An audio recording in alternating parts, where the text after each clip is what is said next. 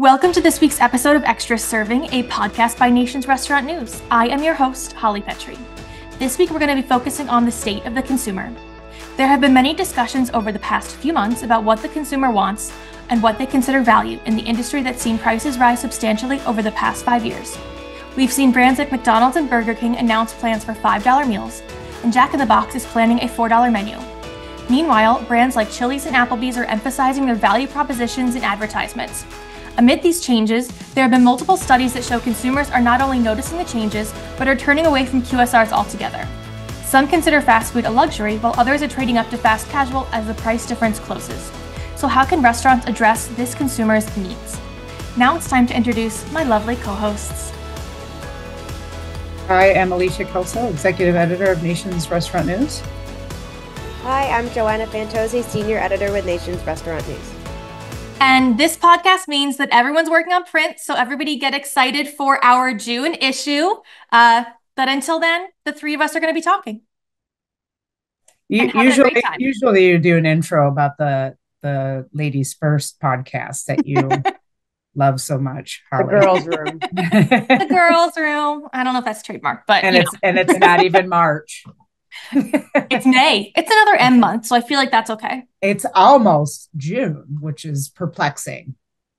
I kind of love it. I feel like we had a weird May, and I'm ready for like a beautiful June. Here's what I feel. May was a blur, and I think it's because of the National Restaurant Association show, which is such a productive event, but such like a giant blur. And I was going through and listening to several of the podcasts that I conducted during the show. And my shtick is it's tired, right? During every single intro of every single podcast, I introduce myself and my guests. I'm like, I have no idea what day it is of the show. And I think all of them just kind of looked at me. So I need to figure out a new shtick for the show next year. I feel like most of us never know what day it is. I only know because I do First Bite every day and I have to say the date. Otherwise, I feel like everybody else is like, what day of the week is it? Mm-hmm. I'm like, I could tell you, but only because I stared at it for 5 minutes to get it right. I will tell you, I was incredibly busy during the restaurant show, as we call it now. And I feel like I was just running around from place to place and thing to thing and podcast to podcast. And yet it feels like I missed everything because I had no idea that Lori Hernandez was there and nobody came to get me and tell me. I feel like there are like photos and video of people doing like trying out different boba drinks and stuff. And I'm just like, I don't know where I was. But you were going from thing to thing. I was running from thing to thing. I feel like I didn't have enough time to enjoy it, but that's every year. I didn't go to the side at all, which always makes me sad because I feel like the international foods are really interesting. I basically just went there to do a brief interview and then bolted. So I feel like it was a bit of a blur, as you said. Well, boba is a good example of some of those international foods coming mainstream, coming into the regular pavilion. So, maybe in 2 or 3 years, we'll see a lot of those foods move that Brett's covered. So it's definitely going to be something you can try in the next 2 to 3 years in the regular pavilion without having to schlep all the way to Lakeside. Schlep. I'm a New Yorker. What do you expect, Alicia? It's funny. When I got back from the show, I was marinating on some of the big takeaways. And I think I wrote about boba being one of them because I just was walking around this show floor. And it was really interesting to me how many boba purveyors there were exhibiting and boba equipment and boba, suppliers. Like here's the pearls for the boba. If you want to add the boba in your operation, it wasn't just boba on its own. It was everything boba. And I have a 9-year-old. And so I talked to him about it on the way to swim practice. And he's like, oh yeah, everybody at school loves that stuff. And when I talked to someone at the Coca-Cola booth who, they had boba on the booth because they just partnered with this company that does these sort of add-ons. The woman was telling me this is generationally driven. And so my son and I went down the Google rabbit hole to understand, this sort of trend, and it's boomeranging. It came in the early knots. And, I kind of remember it, but it was never of interest to me. But now it's kind of making another comeback, driven by younger consumers. And I find that really, really fascinating. Anyway, I know that's not on our agenda. I know it was pretty big when I was in college. And I also feel like the other thing that's interesting, yes, sorry, Holly, we're hijacking your agenda. The other thing that's sort of interesting is that I love because I don't know if it's because they're concerned that Americans won't know what it is. I feel like pretty much it's in zeitgeisty enough that people will know what it is. But a lot of times they don't call it boba. They'll call it popping pearls. But then I think about it and I'm just like, well, that's not quite boba, right? Because like that's Duncan that did the popping pearls, right? And they I think I forget. Anyway, Oh no, what's Duncan? You're right. I'm like, but it's not quite that, right? So, and I know like Starbucks's pearls they don't call them boba because they might be boba shaped, but they're not made of tapioca. And so they're kind of something different. And so just like round things in your round textural things in your drinks. That's not as fun to say or as catchy as just calling it boba. Anyway. Alicia, how do the Gen Alphas feel about dirty soda? I don't know. I'm not the Gen Alphas. I have exactly one anecdote. And I don't think we've exposed. I don't think there's a lot of dirty soda purveyors in my market, especially. Yeah. Well, because Brett Thorne, our colleague, was telling me that, the idea of dirty soda actually originated in Asia. It's not an American, despite the fact that, it's been trademarked by Swig. It actually, the combination of coconut milk with other drinks comes from Asia. And I think that that's another interesting thing of how we're adopting another Asian food item and mainstreaming it in America and making it, this thing that doesn't seem like it's from another country, like it's just from us. And, I'm curious to know what the next thing is we're going to kind of co-opt and make it seem like it's from here and some brand new thing. Korean barbecue, Holly. Mm-hmm. Mm-hmm. Oh yeah, that is a hot pot. Trend. Yep, hot pot or ramen. Ramen's been around for a while. Yeah, ramen. It has. But we're getting a little bit sexier with it, don't you think? I think it's been around for a long, long time, but we are really stepping up our Americanized ramen game. Joanna and I are in the New York area, so we've seen a lot of ramen. It's starting to come to the Middlelands. You know what dirty soda reminds me of? It reminds me of it. I always think, I'm like, isn't this just a fancy egg cream? That's also a very New Yorker thing of me to say. Well, dirty sodas are mainly with coconut milk.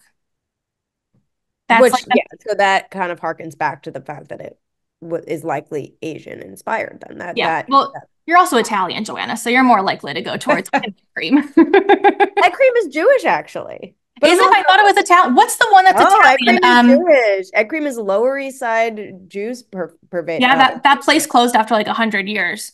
What's the one that I'm not going to ever remember it. So there's like an Italian one with some soda, but we're not going to get into this right now because we could really dive deep. We could, and we probably need Brett. We would need to food and beverage expert. Yes, Brett would talk for like 3 hours about it because he knows so much, amazing. And we would all just be sitting here like staring at him, like, "Oh, Brett, tell us more." You know what Alicia knows a lot about? Consumer value.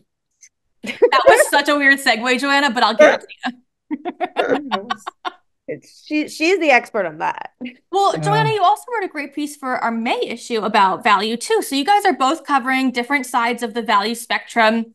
Alicia, you saw these surveys that are basically saying that a lot of American consumers consider fast food now a quote luxury.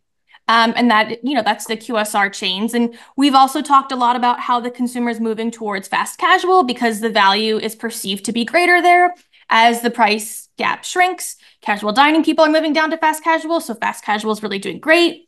And then we've also seen discounting, bundle menus, all these kinds of things. Mailers. Alicia, were you holding up? I felt like you were reaching for your mailers. That's why. Mailers. So many mailers. All of a sudden, all these mailers. Yeah. So what do you guys think is kind of going, like, what does the consumer want? I mean, we know that they want things to be cheaper. We get that.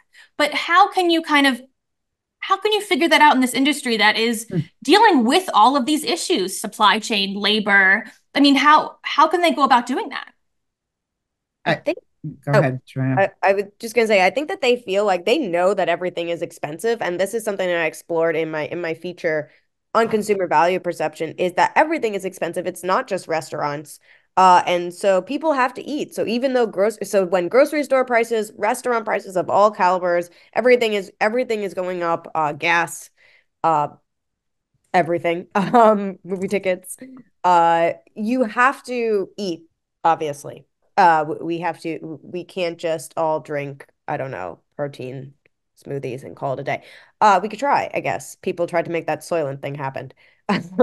But I think that what consumers want to know is if this is going to be expensive, if my trip to McDonald's or Burger King or what have you is going to be expensive, then it needs to be worth it in some capacity. The service needs to be of really high caliber. There needs to be I need to have a fast experience in the drive-through.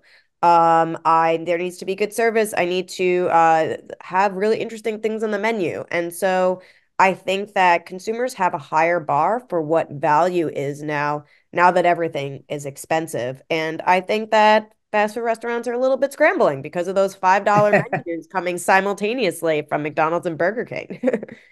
Yeah, there's a whiff of desperation, certainly in the air, as evidenced by mailers, as an example. And you're right. Look, I remember in February 23, I wrote a story that the Great Trade Down was starting to happen in the restaurant industry, and that was based on Q4 calls 2022. Perusing all of those transcripts, we started to see evidence from those earnings calls, about 50 plus of them, that consumers were starting to get a little bit more discerning with their wallet spend as it pertains to informal eating out. That has done nothing but accelerate. And now here we are more than a year later, and we obviously have, a significant uphill battle now. We've kind of found ourselves industry-wise, especially QSR wise, but I don't want to be dismissive of casual dining because it's struggling. Obviously, we can talk about Red Lobster. We can talk about several casual dining companies, but that are retrenching. But let's focus on QSR because that's where that over indexes on low income, right? And we had this Lending Tree survey come out earlier this week that was shocking. It found I think it was 78%, almost 80% of American consumers now find fast food to be a luxury. And of course, we don't want to be classist here. It, of course, is a luxury, for many low-income families. That is without question. But 80% of Americans finding it to be a luxury that's unprecedented. And so we've got a QSR, I would argue, as I did yesterday in a commentary, we've got a massive perception problem here. And that perception problem comes from the fact that limited service prices are still 4.8% higher than they were last year, whereas the overall consumer price index is 3.4%. That's a huge, huge gap, a percentage and a half gap. And as Joanna said, so dexterously, consumers aren't just getting this inflationary pressure from where they eat. It's coming from everywhere. And why is their dollar stretched? And what do? They get a little bit more creative. They look for, where can they maybe shrink that dollar a little bit more? QSRs are not it right now. And we see this across the entire, economy. If you look at Walmart's earnings as an example here, Walmart had a great quarter on the grocery side. More consumers are going to Walmart to buy their groceries. Less consumers are going to Target. Target had a challenging quarter because more consumers are not. We all know we go to Target, we end up with 20 things we don't need, right? That's the danger of Target. Consumers are realizing that's not a good approach anymore because their dollar is so stretched everywhere. And so I think that really impact that really impacts fast food. And it's evident in the fact that we've seen traffic erosions, the fact that companies from Jack in the Box to McDonald's to Wendy's are talking about, losing low income consumers. They're trading out entirely to grocery and supermarket. And again, for a segment that over indexes with that population, that's a concern. So as to Holly's point, now we're seeing this sprint to aggressive, I would argue in this environment, especially aggressive meal deals, $5, $4. Wendy's has a $3 breakfast.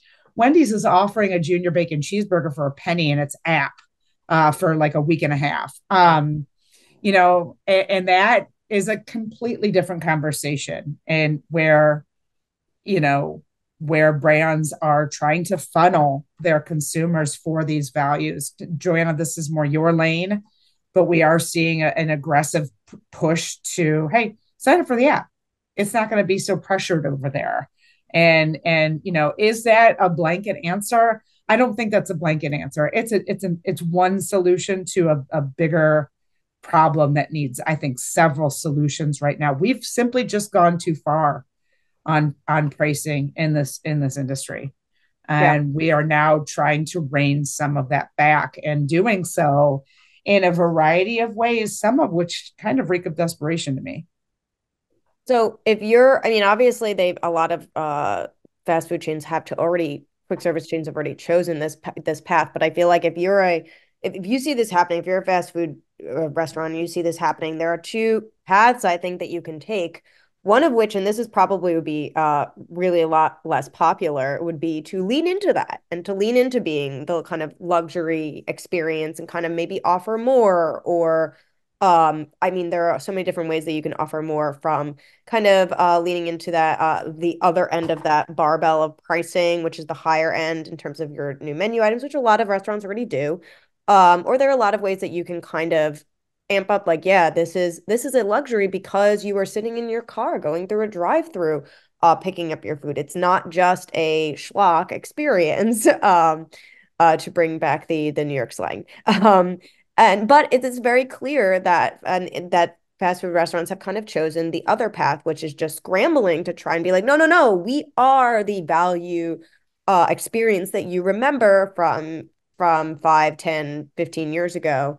And that they're trying to kind of scramble and get back to there. I would say that this kind of almost sort of led the way a little bit by KFC, because they had their value meal that was introduced a couple of months ago. And kind of since then, we've seen a lot more brands introduce value. That the burger for a penny thing is really crazy. And so I think that, but I think that the customers are not stupid, and they will realize, they're just scrambling here. And so I don't think that this is a long-term fix. And I don't know what the long-term fix is. Can I jump, Holly, off of Joanna here? Yes. Because she said something I had to write down on my little Post-it note. I made customer. You did. You did. Customers are not stupid, is what you said. And that I think is a really good transition into another sub piece of this conversation that we probably need to be having here is, I agree with you entirely that it does seem there's a defensiveness here. Okay. Low income consumers aren't coming to us as much. Chili's is attacking us with a hashtag on the platform formerly known as Twitter. So let's throw a $5 meal out there for 4 weeks, right? There's almost a defensive, but they're playing defense right now, which is very unusual, for QSR. But they're getting it from everywhere, right? And especially when casual dining concepts are able to take aim because of this gap, this 4.8% year over year versus 3.4% in full service year over year. Mm-hmm. That gives them, I think, that gives casual dining plenty of ammo to put QSR on the defensive.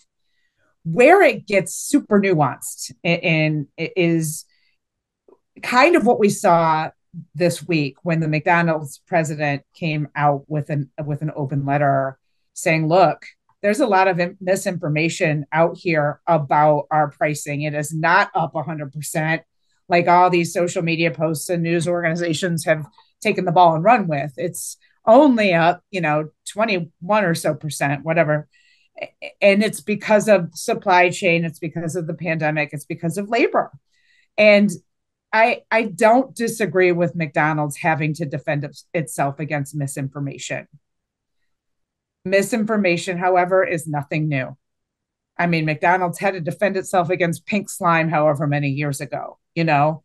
What is strange to me is that seemed very unusually defensive for McDonald's. And I struggle to find, I talked to my wife about this because she's not in the restaurant industry. We have to cover this. She doesn't care about why prices are higher.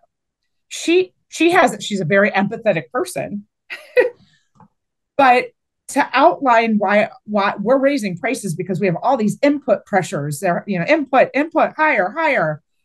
She just wants to know why her dollar is thinner, and she's going to go somewhere where it doesn't feel as stretched. And again, that's not to say that she's not empathetic. That's not to say most consumers aren't empathetic with a small business model that is a franchisee.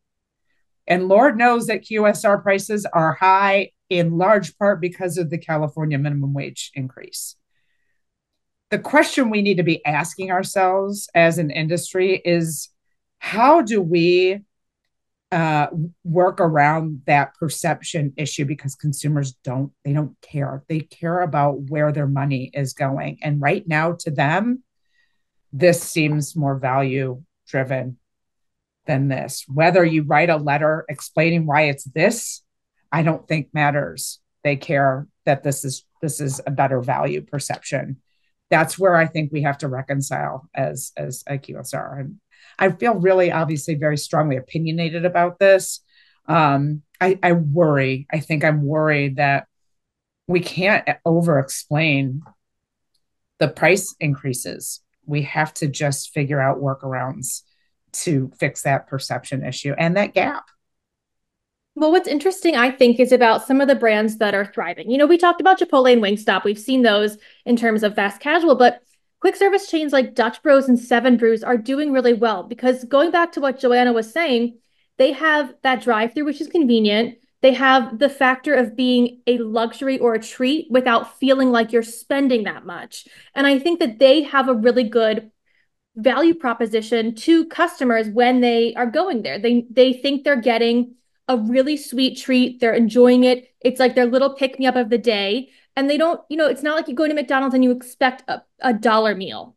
Like, they're going there and they're expecting to spend $5-6 for a drink, but for them, it's worth it. And that's still quick service and it's still the same category, but they've been able to position themselves in a way that they can continue doing business and customers still feel like it's a value in a way that I don't think these larger, older chains, legacy chains are able to do because they have all of this history behind them. They have, like the dollar menu was huge when I was a kid. My mom asked me the other day, she's like, oh, does McDonald's still have a dollar menu? I said, no, they haven't had it for a while. They can't sell anything like that. So it's like, that's a big perception. KFC was known as being super cheap too. Like, they have these perceptions that they're trying to get rid of versus a lot of these newer chains, including the fast casual ones, because most of them are new. They don't have this history to contend with where people are seeing the prices over decades and noticing it. It's not as obvious to those kind of chains. Yep. And I think you hit the nail on the head, especially about so the pressure that quick service chains are feeling aren't just from external pressures from that impact their pricing, like labor costs, like food costs, and all these other elements that come in an inflationary environment. It's also the fact that, like you said, as a legacy brand, they have it is hard to create new habits. It is hard to kind of shake the decades of perception of McDonald's or Burger King or what have you. And it is easier to be the newer guy and to just, especially now that the quick service category, or let's even expand it further and say the limited service category, including fast casual, has exploded. There's so many more brands now than there were 20 years ago.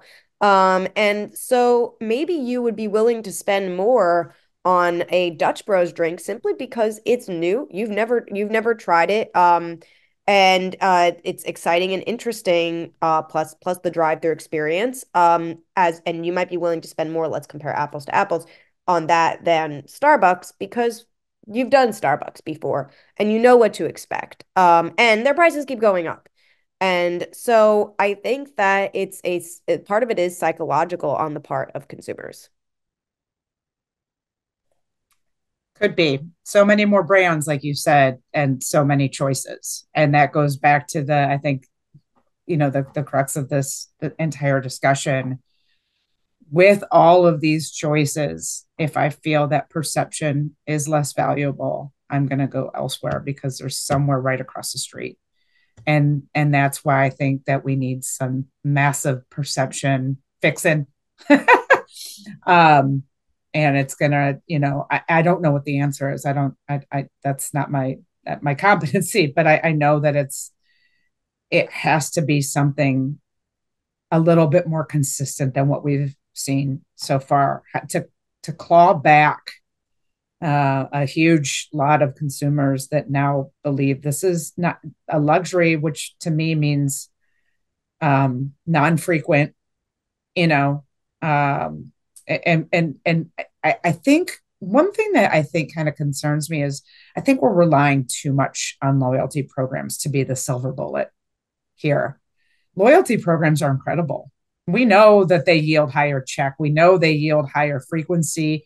We know we can provide exclusive, deals and better deals and bigger value and in through a loyalty program, in return for rich consumer data that we can then, virtuously cycle into more personalized messaging. We know all of the benefits of loyalty program.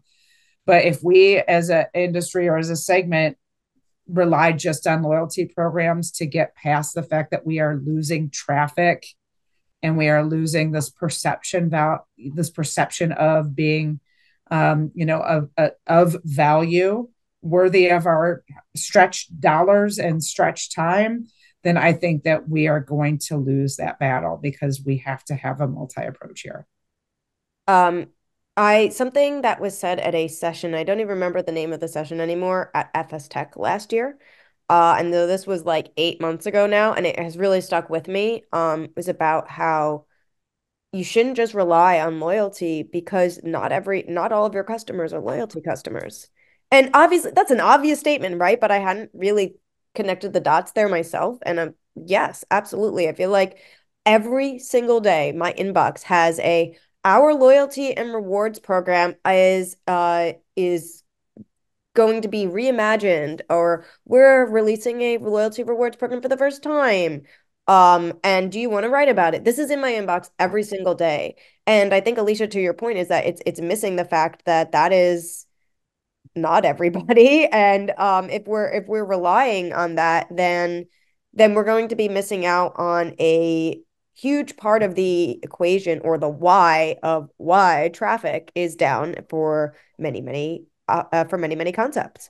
And the truth of the matter is that McDonald's, I think, and I don't know if this is a controversial statement, but McDonald's, I think back in the day when I was a kid in the 90s, it wasn't necessarily about the fact that you were a McDonald's super fan. I mean, you didn't have a loyalty app back then. I wouldn't have known what an app was back then, obviously. But you weren't necessarily McDonald's biggest fan, but it was something that was part of American life and the zeitgeist, and it was just like you went there sometimes with your kids, without your kids, late night, whatever it is, or Taco Bell or whatever your quick service of choice was, and that was a part of the steady everyday flow of traffic, not necessarily just the super fans who would download an app.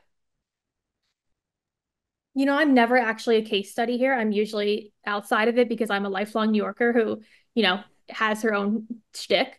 But I am like the case study here. I will not say how much I make, but fast food, any food out is a luxury to me. It is something I maybe do once a week because it's getting expensive now. I'm a Taco Bell customer. There's one right down the street. Their prices have gone up a lot, and you can see it in your check. It is not anywhere near as cheap as it used to be. And so you see things happening right in front of you, and it's hard. I also don't have any loyalty programs because I personally think it makes a pickup experience more complicated. I don't think it's as easy or user friendly for people to deal with loyalty programs when it comes to pickup or delivery.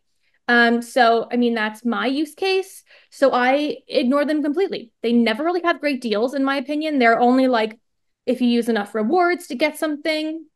So, I mean, I don't see the use in them personally. I get that they're for data, but on a customer side, I don't think they're as useful, or they haven't been built to be as useful or desirable for the consumer set in a way that like they could have so much more appeal if they changed some things. I mean, I'm not a app designer, but I feel like there could be some things that are easier at the pickup lane or easier at the way that you check out when you scan a QR code, or the way that like they give you proper deals. And I think that those things are pushing a lot of people away from apps. I don't know many people with apps on their phones for any loyalty programs.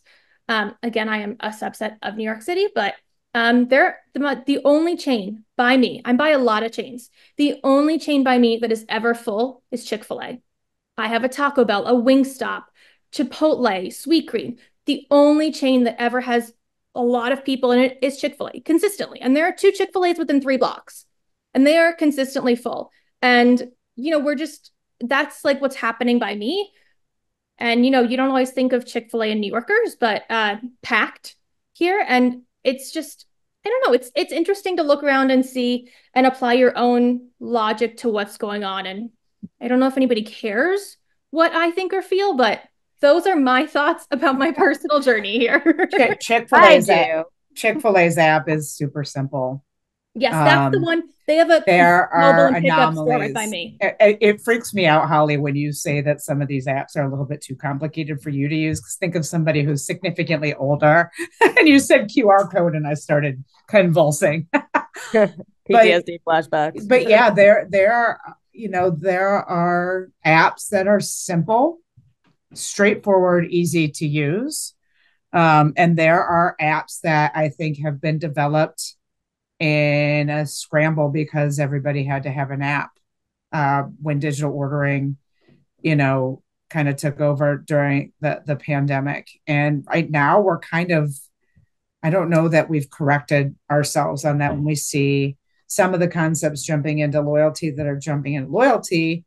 I don't know how we move forward on this, because I think at the end of the day, the consumer only wants enough space taken up on their phone, and only wants to give so much of their data away to so many companies. I have probably 24, maybe more, loyalty programs downloaded on my phone because of work, because I like to go and see the simplicity, the functionality. I don't use them.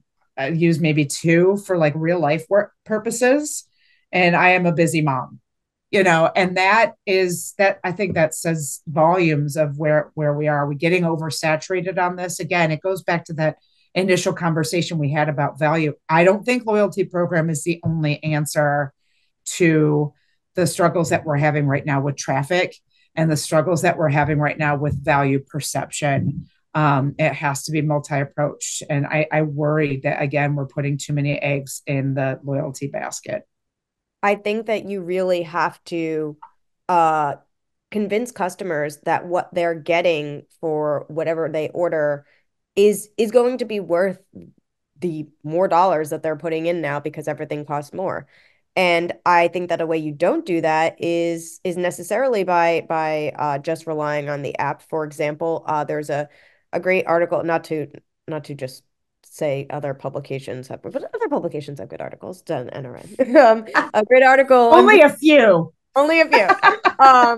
There's a great article in Bloomberg today talking about Bloomberg. Good example. Pulitzer Prize winning, all that. Right, exactly. They're hold on. I just want to make sure I get this right. They're talking about that customers are waiting up to 40 minutes for Starbucks. Which is crazy. And I've experienced not 40 minutes, but I've experienced this when like Starbucks is one of the few apps I have on my phone that I use regularly, and semi-regularly. And if I order a drink ahead of time and it's during the rush period, ordering ahead of time, there should be a reason why you have the app downloaded and you order it ahead of time. I'm obviously accumulating stars and whatnot, but it should be that I should get something in return. I should be when it says that my drink's ready in 5 minutes, then I go to Starbucks and then it's ready and I pick it up. Oftentimes that's not the case. Oftentimes I have no idea what's going on and it's chaos. And I wait just as long as if I had, or almost as long as if I'd waited in line. And I think that is convincing customers not only to not to either delete your app or not download your app, but to realize that this is just kind of frustrating. And I think another interesting thing is that we have seen not necessarily a backlash, but like a couple of newer brands that are not choosing apps. I know that a lot of there are several smaller brands that we've spoken to that kind of are the type of brand that will go to our Create conference, that specifically choose not to do apps. I spoke with Duck Donut CEO Betsy Ham at RLC, and it was a great conversation. We talked about their new rewards program that's via SMS. And she's just like, we just send you a text whenever there's something, but not too often. She's like, I don't think that people are going to want to download this app and another app. So that's why we went this way. And I think that there will be a lot more of these newer, fresher brands that choose to go that route. I hate the Starbucks app. My hot take, I hate the app. I had to do it once to pre-order a drink. It was so complicated. Like, I just want a normal drink. It was so complicated. And then like when I got down there, it wasn't even near ready. And I was like, well, don't tell me it's ready if it's not like I want to order it online on my computer while I'm already sitting there because I order it from the office. But I don't know. I hate the Starbucks app. I really do so much. I think it would be worth us having maybe sort of doing a story maybe a year from now about loyalty and have we jumped the shark. You guys are way too young to understand that reference, but We used it on the show for like a year at the end. Okay. It is the Fonz. Thank you very much. All right, very good. Sorry, I didn't mean to be patronizing there. Seven Brew doesn't have an app, but they have a program, and I go to Seven Brew at least twice weekly. So that is interesting to speak to your point about maybe newer brands. I don't know if they're planning one. Joanna, you might know more than I do, but I know that I don't have an app. Sometimes it feels weird because I do, it's a perfect place to have an app because it's habitual. And those types of concepts always do better for frequency loyalty members. But I've got this mailer from Seven Brew, and I get a free drink, from them, just giving them my phone number like every 3 or 4 weeks. So they have a program. That's what I was going to ask. They have a program. Yeah. And is it mostly communication by email or text? But I don't know if I get email. I have this Hotmail account circa 1990, maybe one. Being a generational gap. Still exists. Every time I funnel like a new sign up, I just funnel it there and then I never look at it again. Learn more hot tips here. Well, so I order delivery, and a lot of times on delivery, even at big chains, it's like spend $25, get $5 back. And so, you spend more. It's like spend $3.12 more to hit the deal, and then you get $5 off. And so everybody's like, ooh, gotta spend more to get this deal. And I feel like if stores like did that in person, we've seen that at shops do that when you're getting clothing. They're like, oh, it's buy two, get one free. So then you pick up something else, and then maybe you'll see something else when you walk by. It's a good way to increase the average check. And I feel like we're not seeing any brands do this in person, like maybe through the app, but I feel like in person is going to be your best way to do it. If they're coming up to the counter to order anyways, or they're going to a kiosk, they may as well. I think it would be a good way to bring in a higher check, advertise it, say, we're doing this deal now, and people might come back or spread the word organically. I probably ends up making them a lot more money than it did in the first place. And it doesn't seem desperate like some of these things do. Just seems like a deal, like a BOGO kind of thing. I don't know if we got off the rails with the value conversation. We did. I don't care that we do ever get off the rails. I think what concerns me the most is where do we go from here? I guess what's the end game here? And I don't know how to answer that. And I know that I don't envy anyone who has to make pricing decisions, especially anybody who operates in California. um, but I know that, that things are very kind of precarious now, and not just in our industry, but some signals are flashing. The low income consumer across the board is super pressured right now, and consumer spending is the biggest driver of our overall economy. So I think that this conversation is much deeper and bigger than what we are able to actually give it, today or in any commentary or anything, therein. I think when we look at the overall economy, it makes sense to look at the Walmarts and the McDonald's, and right now we're seeing more people opt for groceries at Walmart. So, again, I think our industry is kind of having a little bit of an early reckoning right now. Um, and I think my biggest question at this point, when we've been talking about trade down activity for over a year, especially, is what is the end game? Because we can't go back to what we did in 2008, 2009. That's when I first started covering the industry, and we just discounted the hell out of everything to sort of try and recover from the Great Recession. And we ended up shooting ourselves in the foot on margins a lot. We're way smarter than we were. We have much more data. We do have loyalty programs that can help, evade some of those same mistakes. But I think this is going to be a really dynamic and evolving conversation throughout the duration of this year. I think Sam said it best, that one of his biggest takeaways from the National Restaurant Association show was the surprising amount of optimism, despite what we're talking about. And I want to hook my anchor on that, because a lot of the Q1 earnings were troubled, in part because of weather. We're past that. Q2 is always strong. We do have more deals, discounts, sexy solutions coming up to the surface to try and woo back some of these customers. So I think it will be interesting to follow this the so-called value environment, throughout the duration of this year. And I'm hopeful that it gets better, one way or another. And I think that it'll be interesting. I'm sure we're going to see a lot more tech, Joanna. So I think we'll hear a lot from you, because I think that may be a solution, a lot of AI to help inventory and things like that. So we may be seeing a lot more from you in the coming months about how the industry is changing. And Alicia, I know we're going to hear from you about the value equation and consumer trends and all these things that are happening. So everybody stay tuned to our website. Please, there's going to be a lot on this. Seems like nobody knows the answer, but we're going to try to get as deep as we can. $5 meal deal.